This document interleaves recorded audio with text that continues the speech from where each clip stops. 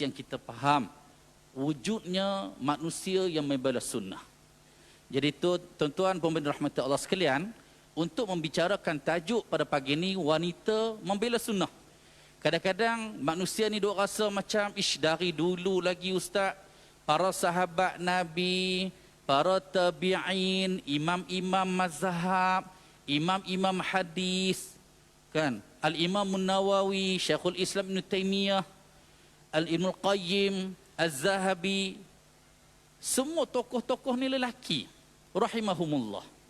Hak mana wanitanya? Kan?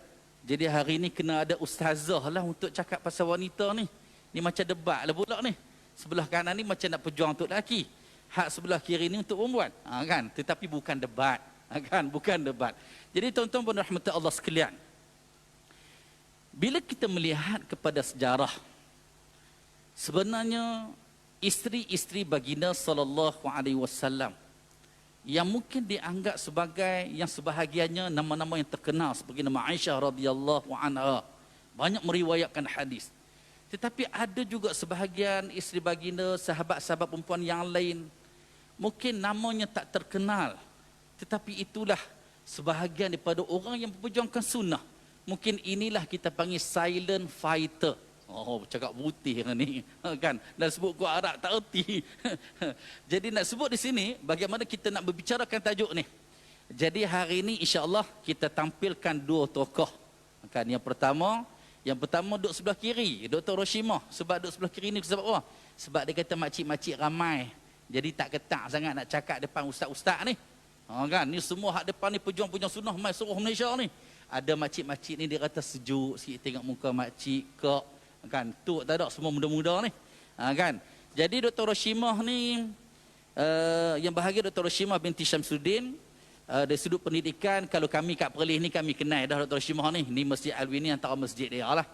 Kan. Jadi Dr. Roshimah ni pendidikan sarjana muda dalam bidang ilmu wahyu di Universiti Islam Antarabangsa Malaysia UAM, sarjana usuluddin dalam bidang pengajian Al-Quran dan hadis di Universiti Malaya, dan PhD dalam bidang hadis di Universiti Sains Malaysia. Sekarang ini menjawab sebagai pensyarah kanan Universiti Sains Malaysia Pulau Pinang. Panel yang kedua, PU Mizi. Oh, kira pakai kenal dah kot. Hak tak kenal tu memang tak tengok TV tu ya. Kan? Dengar radio Perlis pun dengar suara dia macam mana mai dari Pahang masuk radio Perlis. Mesti ada sesuatu tu. Kan? Tidak payah nak masuk radio Perlis ni. Jadi Ustaz Hamizi kita, Nur Hamizi bin Jamaluddin, sekarang ini menjawab sebagai penolong pengarah kanan bahagian pengurusan halal Jabatan Agama Islam Pahang, pendidikan ijazah sarjana muda syariah Universiti Islam Madinah Arab Saudi. Ni kira sini yang saya lah ni. Kan ni kira abang lah. Tapi kalau tengok muka tu nampak macam adik. Kan, tapi tak apalah, panggil abang lah. Jadi tuan-tuan yang dirahmati Allah sekalian, untuk persoalan berkaitan dengan tajuk wanita membela sunnah, saya terus kepada panel yang pertama, Dr. Roshimah binti Syamsuddin. Kalau kita tengok dari dululah pejuang-pejuang sunnah mungkin dikenali para lelaki. Tetapi sebagaimana yang saya sebut tadi, isteri-isteri baginda juga banyak meriwayatkan hadis secara tak langsung. Sebab macam mana sunnah boleh kenal kalau setakat suami ni cerita sunnah kat masjid, pi rata tempat dekat rumah seorang ibu tak berperanan. Tentulah wanita juga terlibat dalam membela sunnah. Minta komen daripada panel yang pertama. Bismillahirrahmanirrahim. Assalamualaikum warahmatullahi wabarakatuh. Alhamdulillah, nahmaduhu wa nasta'inuhu wa nastaghfiruh wa na'udzu billahi min syururi anfusina wa min sayyiati a'malina, man yahdihillahu fala mudhillalah wa man yudlil fala hadiyalah. Asyhadu an la ilaha illallah wahdahu la syarikalah wa asyhadu anna Muhammadan abduhu wa rasuluh. Amma ba'd.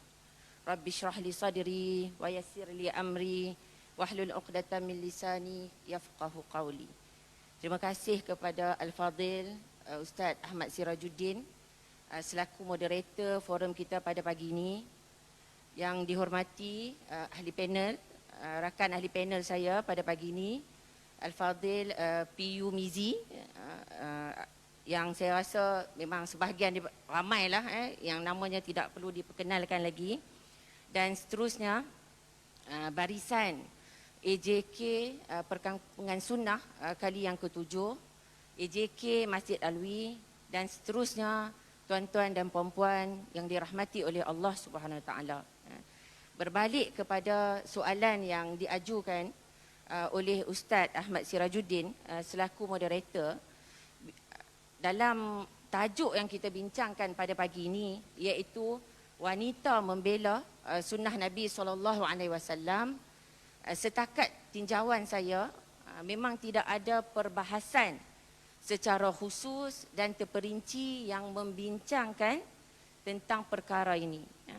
Tapi ini bukanlah bermakna bahawa kaum wanita itu tidak memberikan sumbangan dalam menyumbang untuk membela sunnah Nabi SAW. Jadi sebelum saya bincangkan, saya kongsikan dengan lebih lanjut mengenai tokoh-tokoh wanita yang telah terlibat dalam membela sunnah Nabi SAW. Saya rasa lebih baik kita fahami dulu apakah yang kita maksudkan dengan membela sunnah Nabi itu sendiri. Jadi daripada sini, membela sunnah Nabi SAW itu bukanlah bermaksud kita hanya membela hadis-hadis yang disandarkan kepada Nabi SAW sahaja, tetapi merangkumi juga pembelaan itu daripada sudut apa-apa sahaja perkara yang berkaitan dengan diri Nabi SAW. Sebab kenapa kita melihat sunnah itu menurut pandangan ulama hadis, sunnah itu bukanlah apa yang Nabi SAW cakap, apa yang Nabi lakukan, bukanlah apa yang Nabi takrirkan, Nabi perakukan, tapi sunnah juga bermaksud bentuk sifat yang dikaitkan dengan Nabi. Sifat di sini ada dua bentuk, iaitu sifat jasmani Nabi SAW. Contohnya Nabi disifatkan dalam sebuah hadis yang sahih, Nabi tidak terlalu tinggi dan Nabi tidak terlalu rendah. Dan juga satu lagi bentuk sifat ialah daripada sudut kepribadian ataupun akhlak Nabi SAW. Ini juga termasuk dalam maksud sunnah yang kita maksudkan. Dan selain daripada itu, sunnah juga bermaksud sirah. Sirah Nabi SAW sama ada sebelum Nabi diutuskan menjadi Rasul ataupun selepas itu. Ini adalah pandangan antaranya yang disebut oleh tokoh hadis semasa, Dr. Muhammad Ajaj Al-Khatib dalam kitabnya. Jadi ini bermakna, kalaulah ada dakwaan-dakwaan yang menyentuh tentang kepribadian Nabi. Contohnya sekarang macam di India dan sebagainya, orang menyebut bahawa Nabi mengamalkan poligami dan membangkitkan perkara tersebut, ataupun Nabi berkahwin dengan wanita ataupun anak gadis yang masih lagi kecil yang disebut sebagai child marriage. Dan menjawab perkara-perkara ini juga termasuk sebahagian daripada pembelaan terhadap sunnah Nabi SAW. Jadi kalau kita pergi dengan lebih jauh lagi, kalau kita menyebut tentang peranan wanita membela sunnah Nabi, kita tidak dapat lari daripada menyebut nama Nabi, nama isteri Nabi yang pertama, iaitu Khadijah radhiyallahu anha. Dalam hal ini, daripada sudut sumbangan beliau, khususnya ketika berlakunya peristiwa penurunan wahyu yang pertama di Gua Hira, Nabi SAW pertama kali berhadapan dengan peristiwa tersebut. Dan kemudian Nabi pulang ke rumah setelah bertemu dengan Jibril dalam keadaan yang takut. Dan dalam sebuah hadis yang diriwayatkan oleh Aisyah radhiyallahu anha mengenai perkara ini dalam Sahih Al-Bukhari, Nabi SAW berkata, bersabda, laqad khashitu ala nafsi faqalat kalla wallahi ma yukhzika Allahu abada innaka latasilur rahim wa tahmilul kal wa taksibul ma'dum wa taqri ad-dhaif wa tu'inu ala nawaibil haq. Jadi maksudnya hadis ini menunjukkan bahawa Nabi menyatakan bahawa Nabi rasa takut setelah melalui peristiwa tersebut.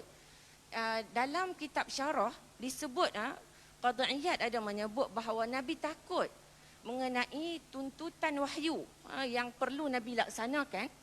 Jadi perkara ini dimaklumkan kepada Khadijah radhiyallahu anha, dan apa jawapan Khadijah? Khadijah menyatakan, janganlah begitu. Wallahi, sesekali tidaklah Allah akan menghinakan kamu. Sesungguhnya kamu merupakan seorang yang menyambung silaturahim, seorang yang bercakap benar, seorang yang membantu anak yatim, seorang yang memuliakan tetamu. Dan juga Khadijah menyatakan bahawa Nabi akan menolong orang yang berada di pihak yang benar. Jadi daripada kata-kata yang diucapkan oleh Khadijah dalam hadis ini menunjukkan sokongan beliau terhadap apa yang dilalui oleh Nabi SAW. Dan seperti mana yang kita tahu bahawa Khadijah merupakan seorang usahawan yang berjaya.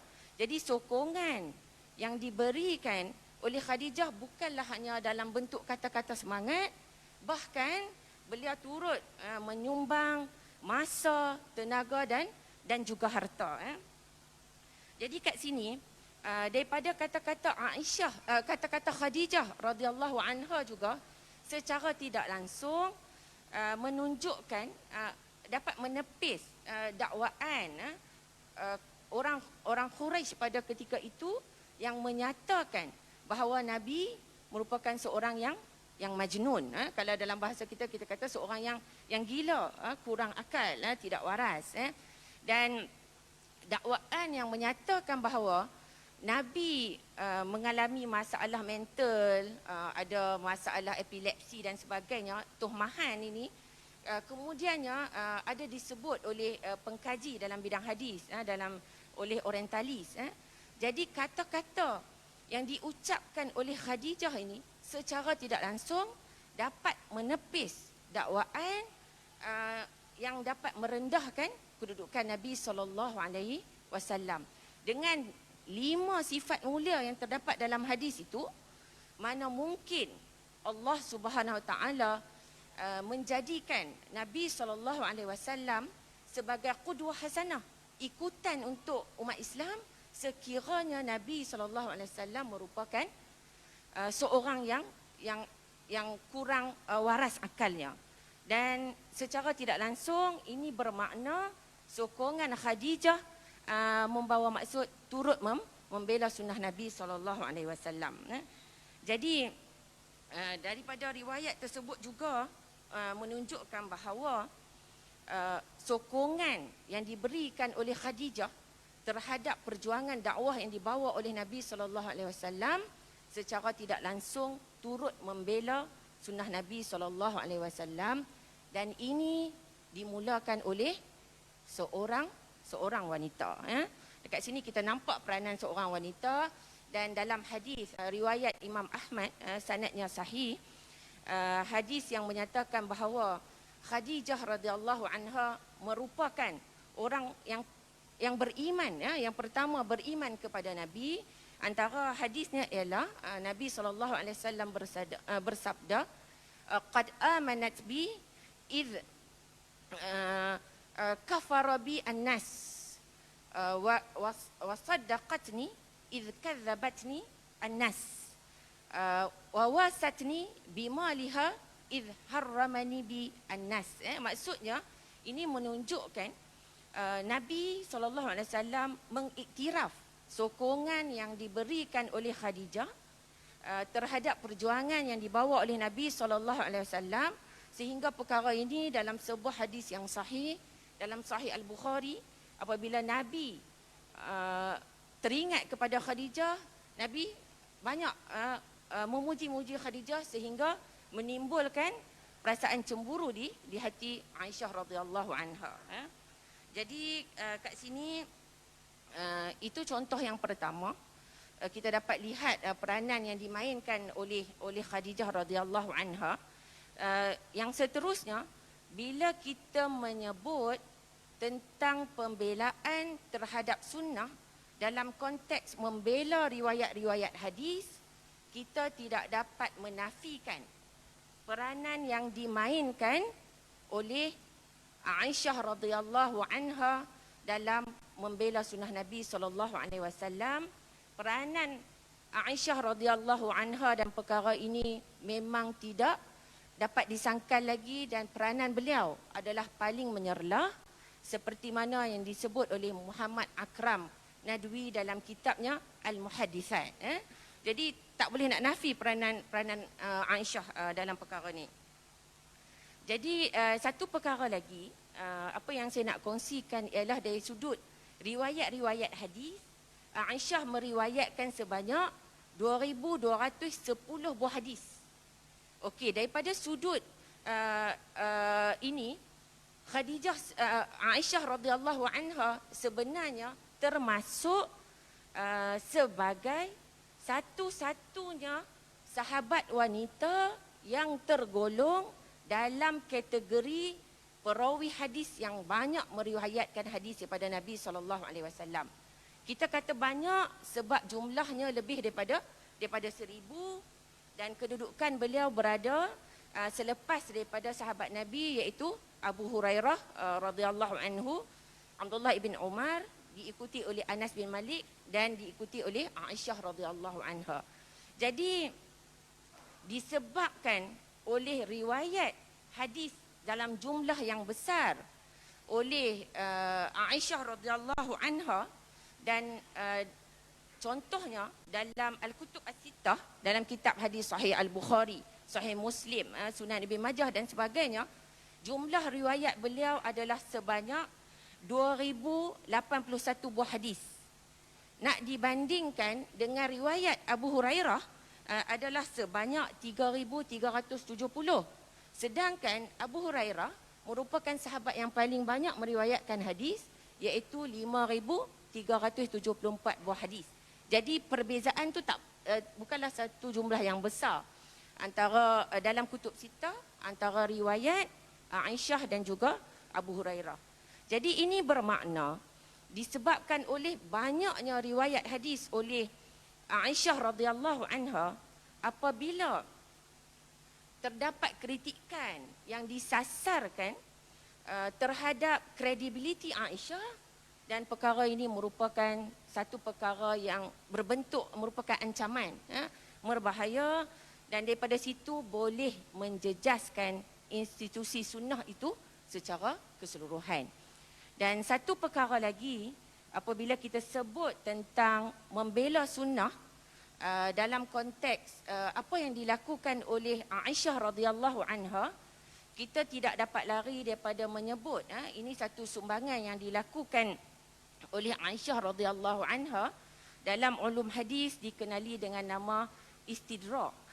Istidrak ini bermaksud Aisyah melakukan kritikan atau komentar terhadap riwayat-riwayat yang sampai kepada beliau, yang diriwayatkan antaranya oleh Abu Hurairah, Ibn Umar dan juga oleh Sayyidina Umar sendiri, dan Aisyah memperbetulkannya.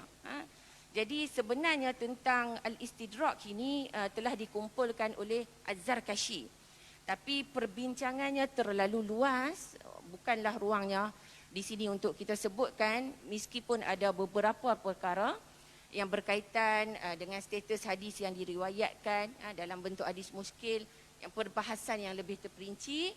Namun daripada satu aspek, inilah yang boleh kita kata sumbangan Aisyah radhiyallahu anha dalam membela sunnah Nabi sallallahu alaihi wasallam. Itu yang kita dapat lihat pada zaman awal Islam. Dan sebenarnya dalam sebuah buku yang saya sebutkan sebelum ini, dalam kitab Al-Muhaddithat tadi tu, Muhammad Akram Nadwi menyebut beliau telah mengumpul seramai 8,000 perawi wanita. Jadi ini adalah satu jumlah yang besar, dan antara wanita yang berperanan pada zaman-zaman selepas itu antaranya ialah anak Imam Malik. Imam Malik telah mengambil peranan mengajar anak perempuannya agar menguasai hadis-hadis yang terdapat dalam Muwatta Imam Malik, dan perkara ini dapat dicapai, dihafal dengan baik hadis-hadis tersebut. Dan disebutkan juga apabila ada perawi hadis yang ingin yang menyampaikan hadis, membacakan hadis di rumah Imam Malik, anak perempuan Imam Malik akan memperbetulkan kesilapan bacaan hadis tersebut di sebalik belakang tabir ataupun di belakang pintu. Jadi inilah antara sebahagian daripada sumbangan dan peranan yang dimainkan oleh kaum wanita untuk membela sunnah Nabi SAW. Dan secara keseluruhannya, walaupun mungkin kita nampak peranan kaum lelaki tu yang macam mana yang disebut oleh Ustaz Ahmad Siraj tadi, orang perempuan tu macam silent fighter, tetapi sebenarnya daripada sudut peranan kaum wanita, pembelaan terhadap sunnah adalah lebih kepada aspek nak memastikan hadis itu disampaikan secara tepat sebagaimana yang didengar daripada Nabi SAW, dan nak pastikan hadis tersebut bebas daripada elemen-elemen yang boleh mencemarkan. Elemen-elemen hadis palsu tu memang itulah yang menjadi tumpuan perawi wanita. Sebab tu kalau kita lihat dalam 12, kalau dalam bidang al-jar wa ta'dil ada 12 tabaqat perawi tu, Al-Imam Az-Zahabi ada menyatakan bahawa dua peringkat yang paling rendah tu tidak terdapat kaum wanita yang termasuk dikategorikan sebagai wanita, sebagai perawi yang dituduh berdusta.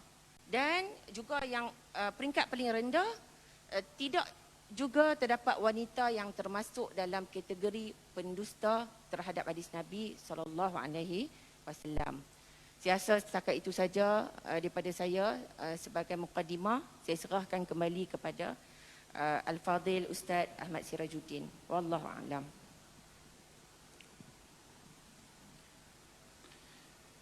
Terima kasih yang bahagia Dr. Rashimah binti Syamsuddin atas ulasan berkaitan dengan tajuk yang kita bicarakan pagi ini, wanita membela sunnah. Tu baru pusingan awal tu. Rasa kek-kek dengan makcik-makcik duk dengar rasa, ustaz, ingat pakcik hampa saja duk berjuang sunnah.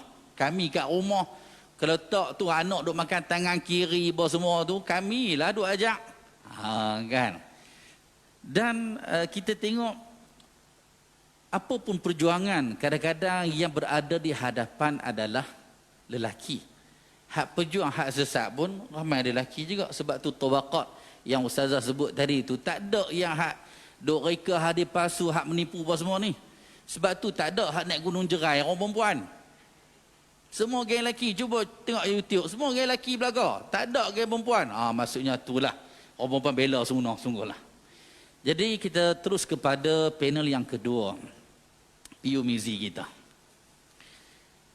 Kita tengok suasana zaman sekarang ni, pendakwah wanita ataupun kaum wanita tu sendiri telah menguasai badan-badan kerajaan. Jadi pegawai, CEO, ketua pengarah. Sehingga kan ketua pengarah JAKIM sekarang ni pun perempuan. Kan? Jadi kita tengok ruang untuk dakwah kepada kaum wanita ni sangat luas. Cuma sekarang ni bagaimana kita nak dedahkan pendakwah-pendakwah wanita ni dengan mereka memahami sunnah. Sebab ramai berdakwah tetapi mungkin dia tak faham apa yang perlu didakwahkan. Sebab ramai masyarakat sekarang ni nama ahli sunnah. Kan semua mengaku, puak syiah mengaku ahli sunnah, geng tarikat ahli sunnah, tapi duk zikir, duk menari, duk melompat. Sunnah mana tak tahu. Kan? Jadi apa komen PUMIZI dalam hal ni?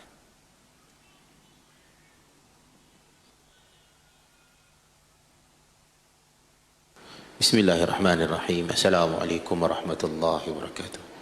Alhamdulillah wassalatu wassalamu ala Rasulillah wa ala alihi wasahbihi wa man tabi'ahu wa sallam. Wa qala rabbi shrah li sadri wa yassir li amri wa hlul 'uqdatam min lisani yafqahu qawli, amma ba'd. Terima kasih kepada moderator Ustaz Sirajuddin, rakan bicara wara forum berbagi ni Dr. Roshimah, Barisan Nurustia, hadirin hadirat muslimin dan muslimat rahmati Allah. Are you okay? Okay. Ada orang rasa hilang pinggang ke, hilang betul lama duduk sila Ustaz. Ahli panel sedap lah duduk atas kursi berjuntai kaki kan. Kita orang ni matilah nak, mak kau hijau, bapak kau oren. Ya, sakitlah lutut, tak apa. Yang sakit-sakit lutut, kebas-kebas pinggang, habis majlis kita bangun, semua akan hilang. InsyaAllah hilang. Tapi kita nak apa dia? Amal salih kita duduk dalam majlis ilmu ini, pahalanya, rahmatnya, barakahnya berkekalan.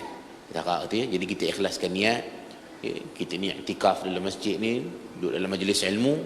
InsyaAllah moga-moga kita akan menjadi ya, orang yang dapat ilmu dan manfaat ni, kita akan beri manfaat kepada orang lain ya. Orang yang paling baik terlebih ya, apa khairun nas anfa'un nas. Manusia yang paling baik ialah orang yang boleh beri manfaat ya, kepada orang lain. Faqidu syai' li yu'ti. Orang yang tidak ada sesuatu tidak boleh beri sesuatu. Maka bila kita nak kaitkan dengan soalan, tadi belum jawab lagi, baru mukadimah.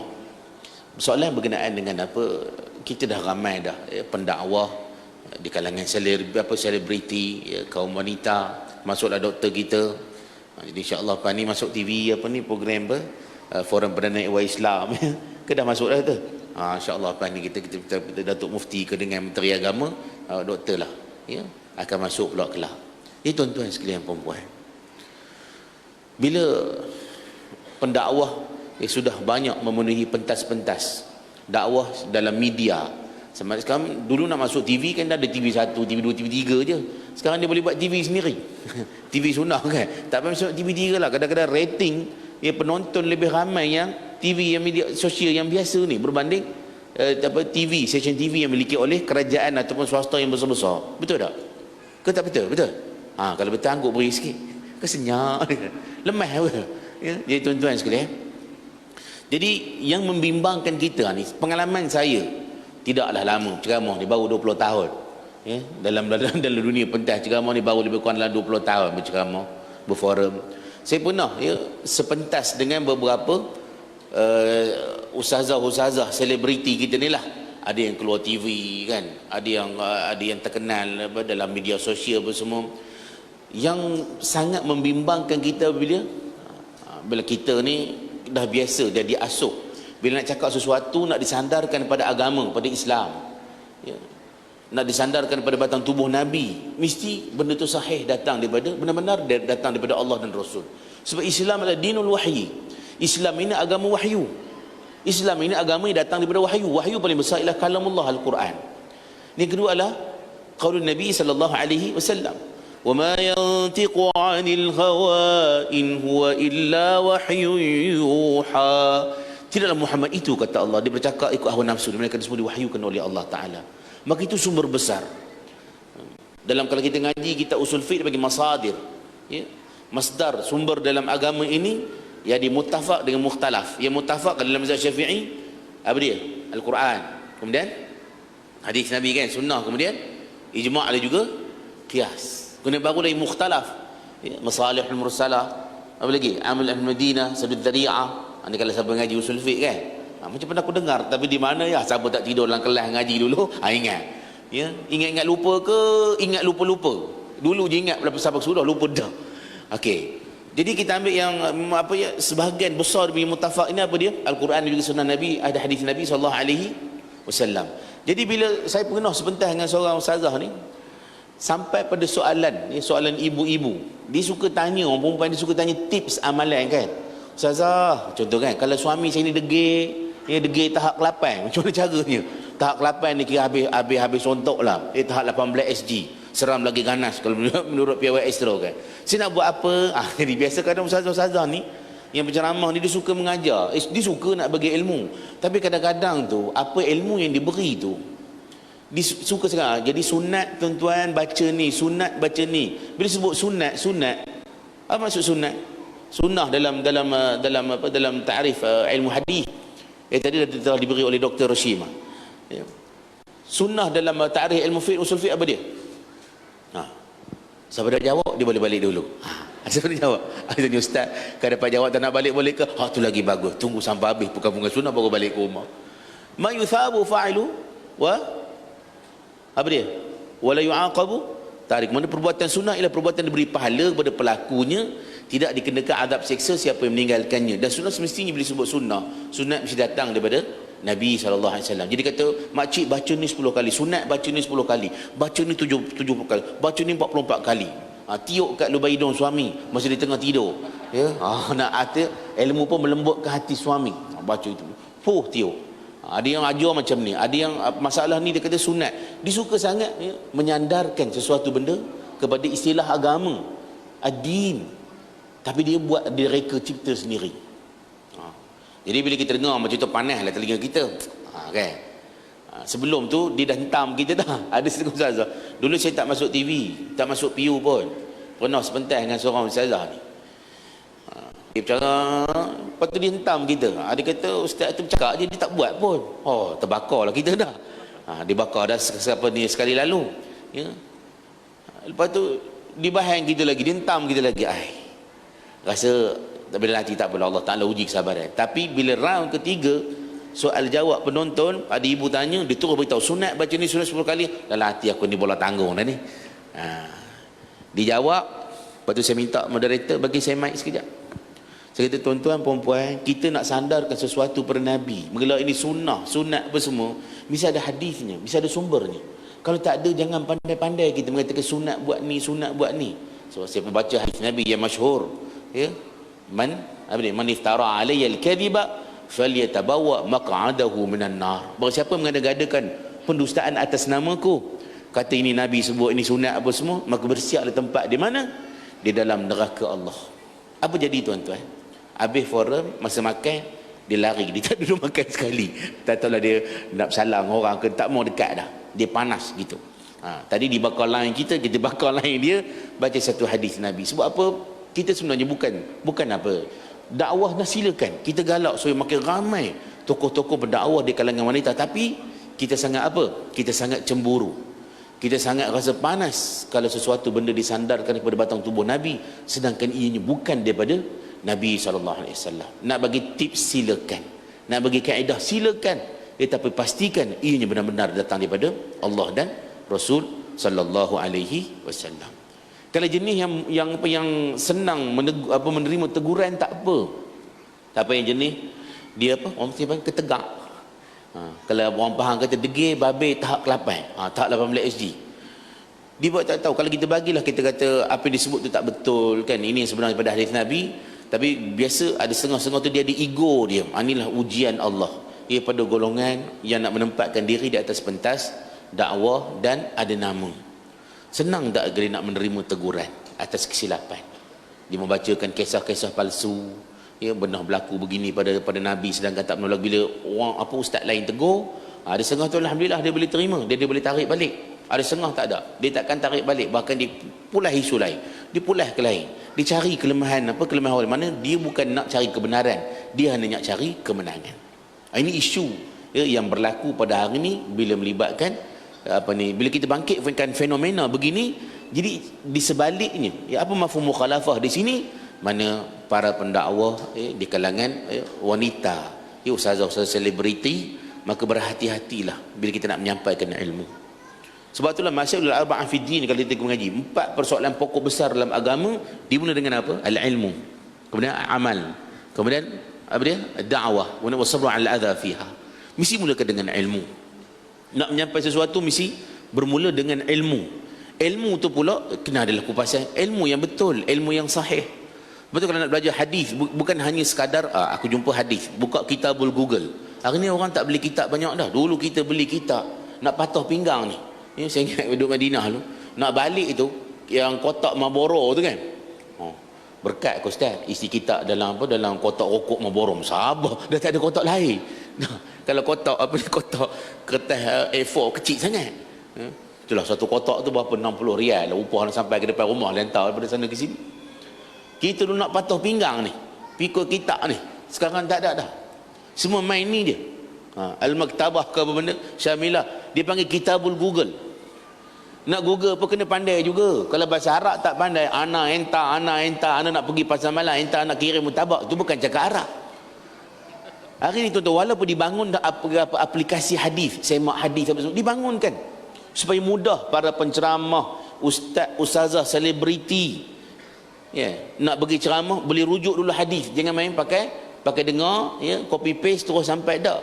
Ada dah dibangunkan aplikasi semak hadis yang sebelum ni bahasa Arab, tapi mereka tidak ada kemahiran, tidak ada keupayaan dalam bahasa Arab, mereka tak faham. Akhirnya mereka sampaikan juga. Dia tak pandai nak baca ta'liqat, syarah ulama tentang status hadis dan perawi. Dia tak pandai, pada bersepah berselirat. Macam saya tentu kadang-kadang saya tegur ada di negeri saya sendiri, tempat-tempat tak balik, kadang-kadang ada hadis-hadis dalam khutbah, hadis yang tidak sahih. Kita kata semak lah. Masalah macam mana nak semak kalau bahasa Arab apa main ana yazhabu, tak tahu siapa pergi, dia ke orang lain pergi. Dia cakap aku nak pergi tapi ana yazhabu. Pening aku harap dengar. Aku ke dia nak pergi ni? Siapa yang nak pergi?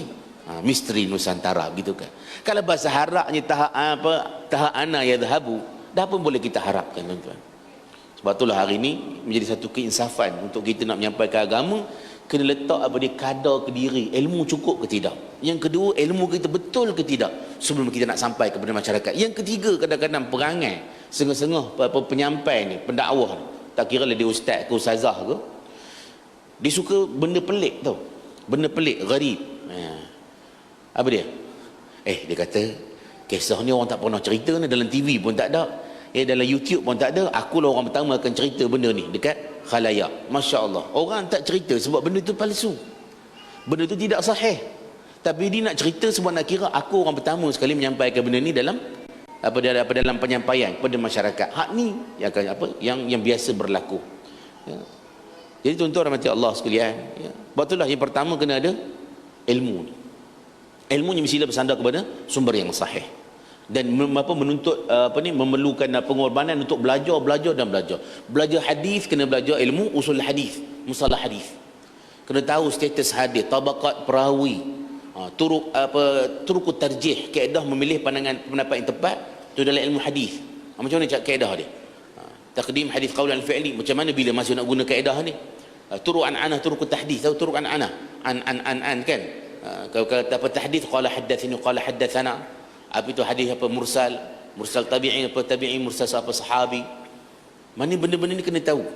Jangan asalkan hadis, asalkan ada dalam kitab. Itulah sebahagian pada pendakwah yang kena terjah hari ni, dan dia hati tisu, tak ada benda lah. Tu Wahabi tu. Dia dengar, senang sangat. Orang ngaji kitab berdepa, dia pandai satu kata Wahabi tu. Allah, habis semua kitab kita berdepa tu tuan-tuan, kira tak pakai langsung. Baik tuan-tuan rahmati Allah sekalian. Yang kedua adalah amal. Amal maknanya apa yang kita belajar kita kena praktik amalkan. Cuma saya nak sentuh sikit di kalangan bila bercerita tentang pendakwah wanita. Satu masa dulu dia memang jadi satu macam trending lah, muncul. Cuma saya nak tegur satu lah, kadang-kadang pendakwah wanita bila kita muncul di khalayak, penampilan tu kena jaga kan. Contoh dia penampilan tu daripada sudut tabarruj kan, perhiasan, pakai gincu, ya Allah ya Tuhanku, macam traffic light. Kena pula kalau ada sponsor penaja dia kan, ada makeup artist pula, tak ada benda lah. Dia pergi forum tu, buat kalau ada rakaman macam pergi raya, macam nyambut raya. La ilaha illallah, tabarruj. Ni kena jaga sungguh-sungguh. Dalam bab tu lah. Ada bab lain tu tak ada, pakai simple-simple macam doktor kita, tak ada masalah. Ni yang dengan memake-up, dengan celak, dengan benda ke, bulu mata panjang macam bulu mata lembu tu kan. Jadi jangan buat yang tu lah. Jangan kita tiru lah yang tak betul daripada negara-negara luar tu.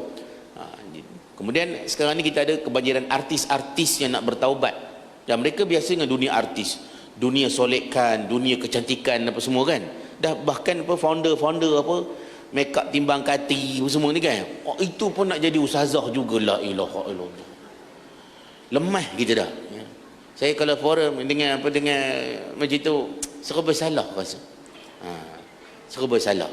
Kalau tegur kan berasa hati, bukan sekat berasa hati, siapa ke buah pinggang dia berasa dah. Jadi maknanya ini bukan nak marah tapi tidak. Apa yang kita nak beritahu, kita ada ilmu, kita amalkan. InsyaAllah keberkesanannya adalah lebih berbanding kalau kita hanya bercakap saja tapi kita tidak buat. Dan saya rasa itulah sedikitlah perkongsian yang boleh kita buat lakukan pada pusingan pertama. Jadi pesanan daripada kami ahli panel, jangan tidur lagi. Saya serahkan kepada moderator. Okey, terima kasih PU Mizi. Okey, bila kita tengok perbahasan apa yang disebut oleh PU Mizi berkaitan dengan tugas pendakwah, bila kaum wanita sekarang ni mungkin berbeza lah dengan kaum ibu dulu. Sekarang ni kaum silap-silap perempuan bekerja, suami yang jadi suri rumah sekarang ni. Kan? Jadi keadaan ke arah tu. Jadi peranan dakwah tu besar. Sebagai penceramah yang Ustaz Fiu Mizi sebut tadi, ada yang sampai tahap pegang jawatan-jawatan besar. Mungkin dakwah sunnah ni, mungkin dengan dakwah bil hal tu dah berjaya mendidik orang bawah supaya mengikut sunnah baginda sallallahu alaihi wasallam. Kita akan masuk pusingan yang kedua. Syair Arab menyebut al-ummu madrasatun. Kan? Ini bukan nak i'rab ni. Kalau al-ummu mubtada, kan marfu'. Kan madrasatun. Madrasatun tulisan Arab dulu dia tak ada baris. Nak baca madrasatun boleh, nak baca mudarrisatun pun boleh. Kan? Kalau madrasatun tu mak tu sebagai sekolah. Kalau mudarrisatun mak ni sebagai guru perempuan. Boleh baca lah kan kalau nak baca. Jadi untuk soalan ni kita minta Dr. Rushimah untuk kita bincangkan. Sebab macam saya sebut mukadimah tadi, bila pejuang-pejuang sunnah terdiri pada orang lelaki yang banyak kita keluar berdakwah di masjid mana-mana, kan, di rumah kadang-kadang ada anak 5 orang. Kalaulah pak yang sunnah tu seorang, mak hak kat rumah ni boleh membentuk 5 orang anak ni menjadi pejuang sunnah, dah bertambah 7 orang dah dari situ. Sepatutnya kelompok sunnah ni semakin bertambah, sepatutnya.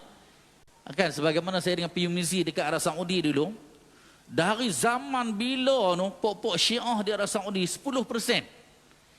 Walaupun Saudi dapat menguasai kementerian, semua kementerian yang sunnah apa semua ni, tetapi pok-pok Syiah berjaya mengekalkan 10% tu sampai sekarang. Walaupun hantar anak sekolah, pergi belajar kat sekolah, ikut cara sunnah, balik rumah, peranan mak di rumah. Begitulah benda-benda yang kita kata yang sahih dalam agama ni. Jadi kita nak tanya Dr. Rushimah, yang bagi Dr. Rushimah, bagaimana peranan wanita selaku ibu, al-ummu madrasah, mak sebagai madrasah di rumah dalam mendidik anak-anak dalam menghidupkan sunnah yang bermula dari rumah. Silakan. Terima kasih kepada Al-Fadhil Ustaz Ahmad Sirajuddin selaku moderator. Baiklah, berpadanan dengan syair Arab yang disebut oleh Ustaz tadi, madrasatun, yang dapat kita fahami sebagai ibu seumpama sekolah.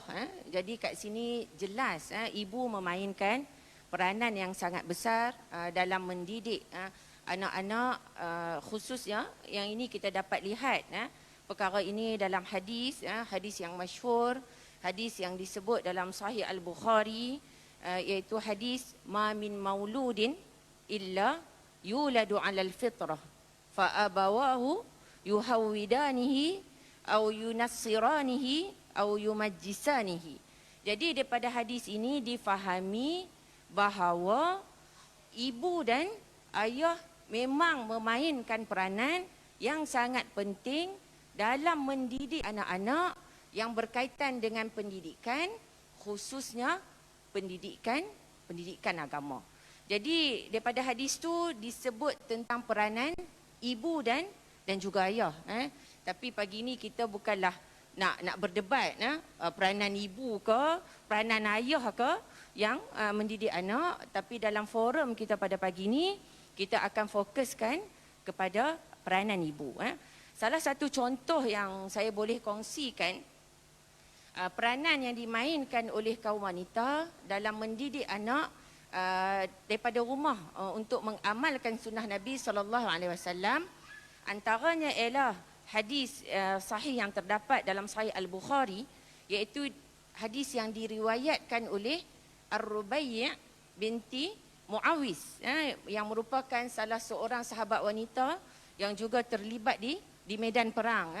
Ada sebuah hadis yang menceritakan bahawa pada satu hari Nabi SAW mengutuskan seorang utusan ke sebuah perkampungan kaum Ansar bagi utusan itu menyampaikan sabdaan Nabi SAW yang bermaksud pada hari itu iaitu merujuk kepada hari Ashura, jika seseorang tu bangun pagi dalam keadaan yang tidak berpuasa, maka dia tunaikanlah puasa itu pada hari yang lain.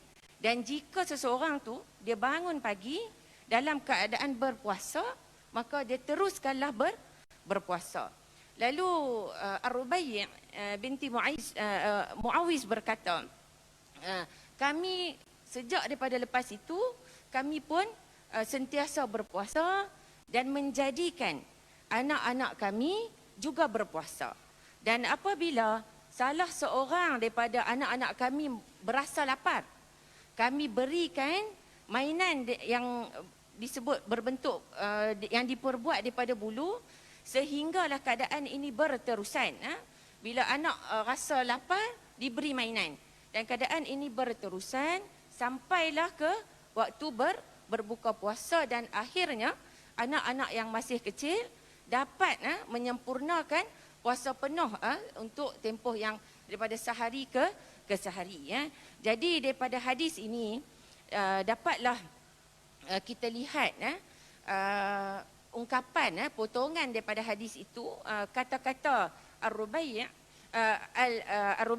binti Muawiz, iaitu kunna nasumuhu wa nusawwimu sibyanana. Jadi ungkapan ini menurut Ibn Battal menunjukkan bahawa walaupun ulama memang sepakat bahawa anak-anak kecil tidak wajib lagi untuk melaksanakan ibadat-ibadat, melainkan apabila telah cukup umur, apabila telah baligh. Dan namun kebanyakan ulama suka agar anak-anak kecil ini dilatih untuk melaksanakan puasa dan juga ibadat-ibadat lain. Sebab apa? Sebab apabila sudah dibiasakan dengan amalan-amalan ataupun perkara-perkara yang berbentuk ibadah, ini akan memudahkan anak-anak yang telah ditrain, dilatih daripada kecil, supaya orang kata tidak memberontak apabila disuruh untuk melaksanakan sesuatu perbuatan, dan tidak melihat puasa itu sebagai perkara yang tidak mampu dilaksanakan. Kan bila kita berpuasa, kita rasa kalau dulu kecil-kecil, kita rasa lamanya tempoh berpuasa tu. Kadang-kadang anak yang kecil ni azan asar pun dia kata dah masuk sebab nak berbuka puasa. Dan sebab itu juga Al-Aini dalam kitab syarahnya menyatakan hadis ini menunjukkan bahawa ibu bapa memang dituntut untuk melatih anak-anak sejak kecil dengan amalan-amalan yang berbentuk sunnah. Tapi masalahnya kadang-kadang kita nak latih anak, kita sendiri pun tak berpuasa. Itu yang cabaran yang kita hadapi sekarang ini. Sebab anak-anak ini dia lebih melihat kepada apa yang kita lakukan. Kadang-kadang kata-kata ini lebih suka nak terima nasihat, tetapi dengan perbuatan yang kita contohkan melalui apa yang kita lakukan, itu adalah lebih mudah untuk kita ikuti. Dan contoh seterusnya, apa yang saya dapat kongsikan berkaitan dengan peranan ibu dalam mendidik anak, kita dapat ambil pengajaran daripada apa yang telah dilakukan oleh Ummu Sulaim yang merupakan ibu kepada sahabat Nabi SAW, iaitu Anas bin Malik, yang merupakan pembantu kepada Nabi SAW. Dan kalau kita fikir bagaimana seorang ibu boleh terfikir untuk menyerahkan anaknya yang masih berusia waktu tu dalam lingkungan umur 10, dalam setengah riwayat menyebut 9, dalam orang kata kalau sekarang dah jam 4, untuk diserahkan berkhidmat kepada Nabi SAW. Dalam sebuah hadis yang diriwayatkan oleh Imam Ahmad, sanadnya sahih, menyebut bahawa Ummu Sulaim ketika Nabi sampai ke Madinah dalam peristiwa hijrah, beliau memegang tangan Anas bin Malik dan membawanya bertemu dengan Nabi SAW untuk diserahkan, untuk berkhidmat kepada Nabi SAW. Dan dalam sebuah hadis yang sahih, dalam Sahih Al-Bukhari, Anas radhiyallahu anhu ada berkata, khadamat Rasulullah SAW 10 sinin. Jadi 10 tahun tempoh masa Anas bin Malik berdampingan dengan Nabi SAW sebagai pembantu Nabi.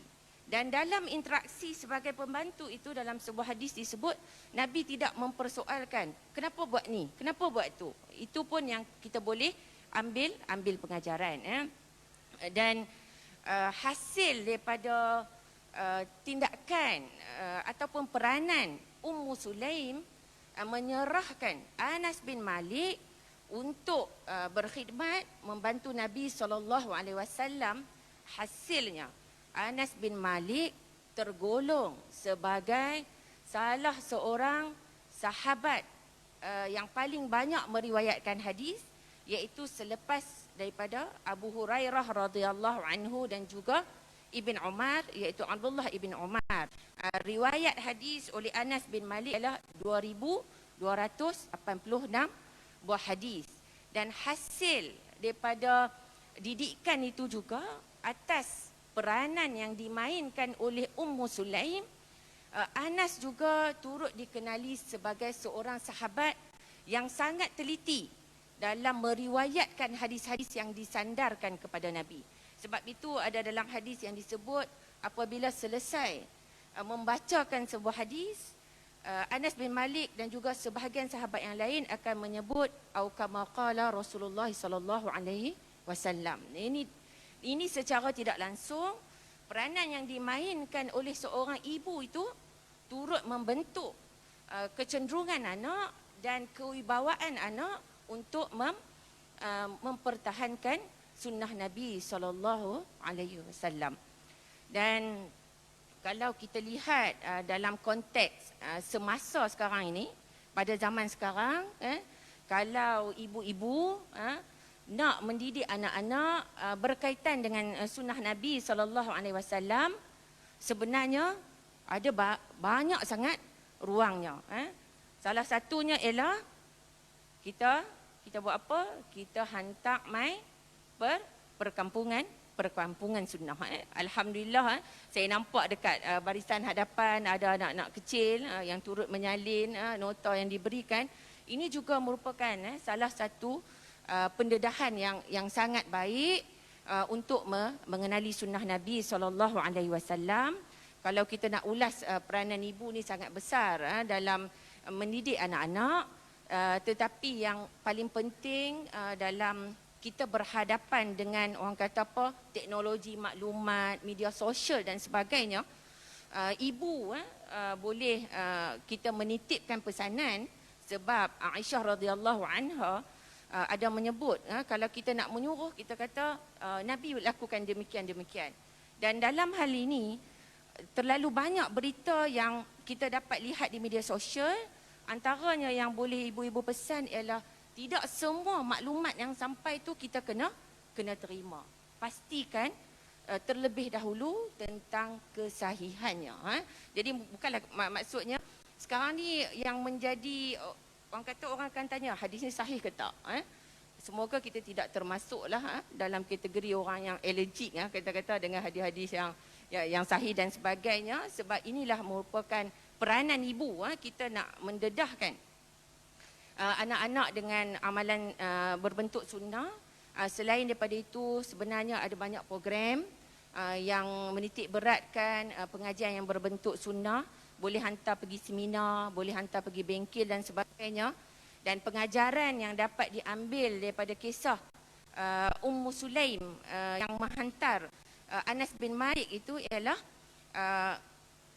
perlunya pendedahan kepada anak-anak yang kecil untuk mempelajari hadis, untuk mempelajari hadis khususnya daripada tokoh-tokoh yang memang merupakan tokoh hadis. Jadi secara keseluruhannya berdasarkan perkongsian saya pada pagi ini, dapatlah kita kata bahawa kaum wanita ni, kita sebagai ibu-ibu boleh memainkan peranan dalam mendidik anak daripada ikut kapasiti kita, ikut kesesuaian dan kemampuan kita. Dan mudah-mudahan daripada sekecil-kecil usaha kita menerangkan bahawa inilah amalan yang dianjurkan oleh Nabi SAW, Allah redai dan Allah catat sebagai saham akhirat kita dalam usaha kita untuk membela sunnah Nabi SAW. Saya rasa setakat itu saja daripada saya. Saya serahkan balik kepada Ustaz Ahmad Sirajuddin. Wallahu a'lam. Terima kasih. Terima kasih yang bahagia Dr. Hashimah. Soalan yang hampir sama juga yang ditujukan kepada Dr. Hashimah tadi, bagaimana peranan untuk yang terakhir ni, sebab lepas ni kita ada slot yang lain pula.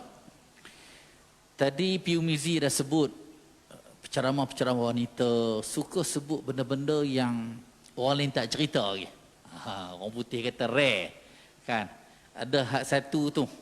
Kalau kita buka YouTube, antara view yang tinggi ada seorang pendakwah wanita ni, dia cerita dulu kita belajar khilaf tentang boleh tak sedekah bacaan surah.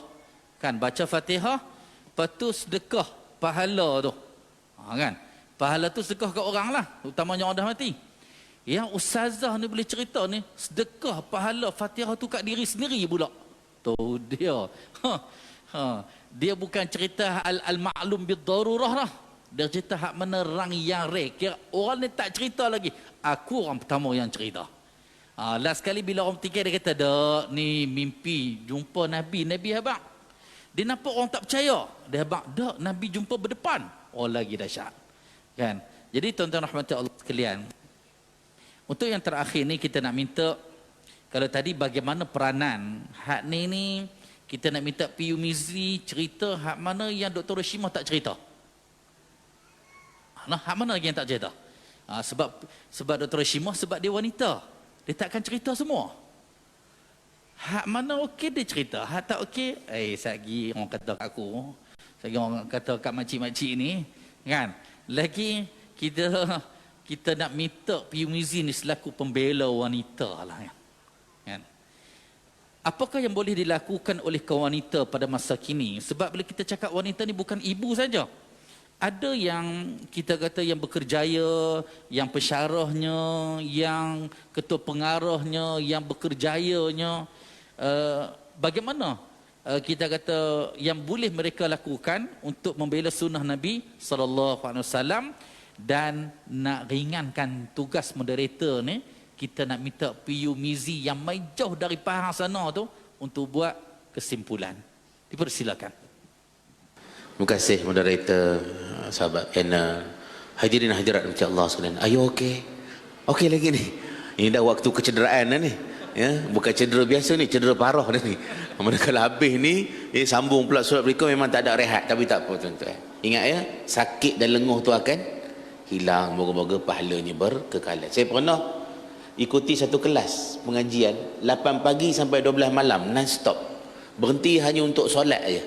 Solat Zuhur jamak dengan Asar, Maghrib jamak dengan Isyak, 8 pagi sampai 12 malam. Dengan seorang Profesor Dr. Rahim Selamat, masih saya sambung master pengurusan pendidikan di UNICEL, tapi mati syahid juga akhirnya. Tak sempat habis. Sebab apa? Majlis Senat Universiti di Berkelahi, program kita orang tu dibatalkan. Sempatlah 20 jam kredit hour. Tapi kelas paling lama saya dengan dia, 8 pagi sampai 12 malam. Jadi agak-agak ni boleh tahan sampai 12 malam. Ustaz seorang dia, kami nak balik. Baik tuan-tuan rahmati Allah sekalian. Peranan wanita dalam membela sunnah, saya nak adjust sikit tajuk. Kanah tu. Peranan wanita dalam pembela sunnah pula. Ringan sikit dah. Sebelum tu kita raikan juga tajuk sebelum buat adjustment. Bidang skop yang lain kita ambil beberapa orang tokoh. Kalau perempuan boleh lakukan, kalau tuan-tuan boleh galakkan isteri. Kita ada tokoh yang mengatasi Florence Nightingale yang lahir pada tahun 1820 dan wafat pada tahun 1910. Ustaz boleh ke letak pada orang putih orang kafir apa ni wafat? Wafat ni maknanya meninggal dunia. Ya. Orang sini kata apa mampu dah meninggal, dia mati tahun 1910, jadi umur dia lebih kurang apa? 90 tahun. Dia adalah the lady with the lamp. Dia belajar tentang sejarah. Dilahirkan di Itali, dia adalah tokoh jururawat dunia diangkat oleh dunia barat. Tapi kita ada tokoh yang lahir lebih awal daripada itu lagi. 1300 tahun lebih awal berbanding Florence Nightingale tadi. Siapa dia? Rufaidah bintu Sa'ad Al-Aslami daripada Bani Khazraj, Al-Khazraji. Dia adalah tokoh jururawat wanita Islam, dan dia adalah pembela Nabi SAW dan juga pasukan tentera Islam. Besar peranan dia. Bukan hanya kita sebagai wanita pembela sunnah, memberi didikan agama dan sunnah kepada anak-anak, menyediakan suami sebagai pejuang yang membela sunnah, tetapi mengambil ketokohan Rufaidah. Dia adalah tokoh sosial. Dia adalah tokoh aktivis masyarakat. Dia mengasaskan shift pagi dan malam untuk merawat tentera, dan dia ada satu macam pusat kesihatan dekat Madinah. Ayah dia adalah doktor, tabib, Sa'ad Al-Khazraji. Kenal? Kita kenal? Macam pernah aku dengar, tapi di mana? Allah. Dia melatih sahabat-sahabat perempuan untuk menjadi pasukan medik pada tentera Islam. Dia di follow peperangan demi peperangan, merawat tentera kan. Ada sahabat Nabi yang ditusuk anak panah di lengannya. Rasulullah kata, perintahkan Nabi, Rasulullah perintah pergi mendapat rawatan dengan Rufaidah dalam peperangan. Dia berjaya merawat luka tersebut, dan dia membuat kajian sosial tentang penyakit. Raun turun padang, kak, di turun padang, apa punca penyakit ni, buat kajian. Oh ini, dia diselesaikan. Orang yang sangat cerdik, dia mengajar anak-anak generasi untuk membaca, membasmi buta huruf. Masya Allah. Ini orang yang orang kata apa, multi ke multi benda, ke multinational, ke multi benda. Bahaylah. Ada kemahiran yang kepelbagaian, pelbagai. Seorang ibu, seorang isteri lah dia, dan diminta Nabi untuk follow peperangan, dan mereka mendapat pembahagian harta rampasan perang sama dengan kaum lelaki. Allahu Akbar. Dia mengasaskan institut kejururawatan sebagai pasukan apa dia? Backup kepada tentera Islam. Itu belum cerita lagi sahabat Nabi bernama, seorang sahabiah bernama Nusaibah bintu Ka'ab. Dia bukan hanya memperjuangkan sunnah, dia memperjuangkan batang tubuh Nabi, di cover, dilindungi batang tubuh Nabi, sumber sunnah dalam peperangan Uhud, sehingga batang tubuhnya cedera oleh tusukan senjata musuh. Allahu Akbar. Nusaibah. Ada di kalangan kita ni boleh sampai ke tahap tu. Kena geretak sikit, delete komen, hati tisu gitu kan. Kena ugut sikit, nak kena terjeja, sudah, hilang akaun dalam Facebook, apa barang gitu kan. Marilah rimau ke gajah ke singa ke beruang ke, marilah kita buat benda. Betul kan? Ke tak betul? Okey. Itulah. Jadi geng yang tak suka kita jangan main terjah-terjah lah. Main terjah-terjah, jangan. Ada setengah tu mungkin tak melawai. Kalau jenis orang melawai, sakit dapat, malu dapat. Kita kata, bahawa kata apa, istilah sekarang apa, berlapang dada, jangan hati tisu. Tapi nak cerita Ya, perempuan sekalian, ada tak di kalangan perempuan ini yang boleh mencapai tahap taraf ketokohan Nusaibah dan juga siapa tadi? Tak ingat dah benda kenama tu. Rufaidah tadi. Kalau ada siapa anak-anak dah lepas dah, Ustaz, saya anak-anak semua dah lepas dah. Kulu kilir, bantu suami. Kalau suami tu memang orang yang buat kerja-kerja untuk agama ini, menyampaikan, dia buat program program sosial kan, membangunkan tahfiz ke, madrasah sunnah, tak kira apa semua, kita membantu dia, kita jadi pasukan sokongan, terjun di lapangan. Maklumlah suami ni kadang bawa kereta malam tak pernah nampak, traffic light hijau ke, biru ke, merah ke, sama je colour dia kan. Tak apa bang, saya tolong bawa kereta, begitu kan. Isteri biasa muda pada suami kan, dia lebih bertenaga lah, tapi isteri saya tua pada saya 6 tahun, tapi saya nampak lagi tua pada dia. Terpelik pula dah, tukar IC gitu kan. Jadi mana apa boleh dibantu-bantu. Perempuan ni kadang-kadang duit banyak, dapat kereta pesaka daripada mak dulu kan, kebun musa angkir sini harum manis, berapa kelong? 10 kelong. Puyo, 1 ekar harum manis boleh dapat berapa? Kita buat cash flow sikit. 1 ekar boleh 100 pokok, dia berbuah setahun sekali, 1 pokok bukan 300-400 biji, dia 1 musim, average 3 biji sekilo, janji baja molek lah. Average 1 pokok kita ada 100 kilo, kali dengan 100 pokok dah apa, 10,000 kilo, kali dengan RM30 harga ladang, 300,000 sekar. Duit banyak-banyak buat apa kok? Bagi suami. Nak buat perjuangan apa? Bagi ni urus dia perkembangan sunnah. Apa tak cukup lagi? Beritahu. Duit kita banyak, kita bantu perjuangan sunnah ini. Ni anak-anak muda fresh graduate, tak ada kerja. Kita duit banyak, makan sardin seting kecil, 2 suami isteri, nasi seput, makan pagi sampai malam pun tak berhabis. Duit lebih-lebih dah buat haji dah 2-3 mega apa. Kita pegang ekonomi. Geng-geng sunnah kena pegang ekonomi besar-besar. Begitu kan? Modal duduk mana? Kita gunakan sistem ni lah. Koperasi Sunnah Malaysia kita tubuh nak. Koperasi Sunnah Malaysia. Kita pakai apa? Dia panggil apa? Crowdfunding. Takkan tak boleh buat.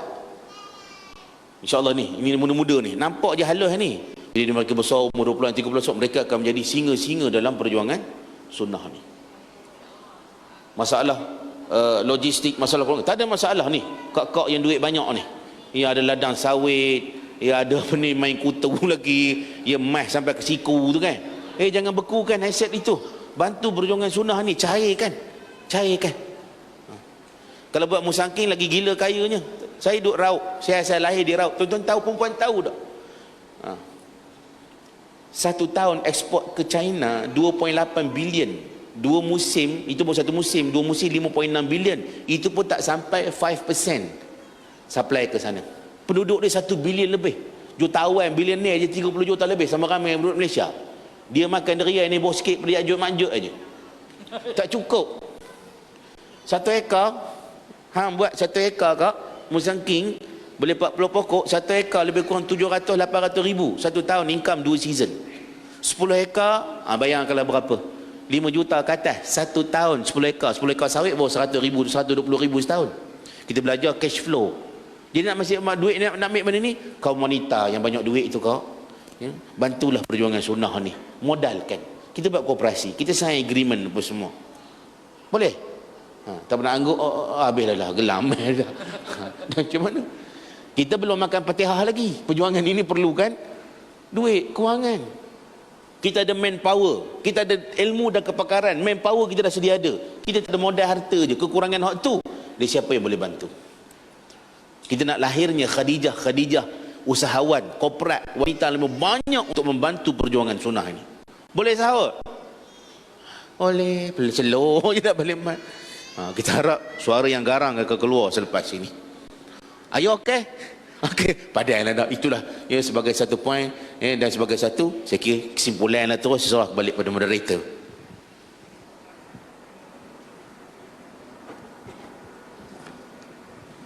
Terima kasih PU Mizi atas jawapan kepada pusingan yang kedua tentang peranan kaum wanita dalam membela sunnah. Sehingga kan bukan nak perjuang sunnah dari sudut cakap bab sunnah aja, bahkan ke arah memperjuangkan ekonomi kan untuk membela sunnah baginda sallallahu alaihi wasallam. Sedikit saya simpulkan untuk yang terakhir.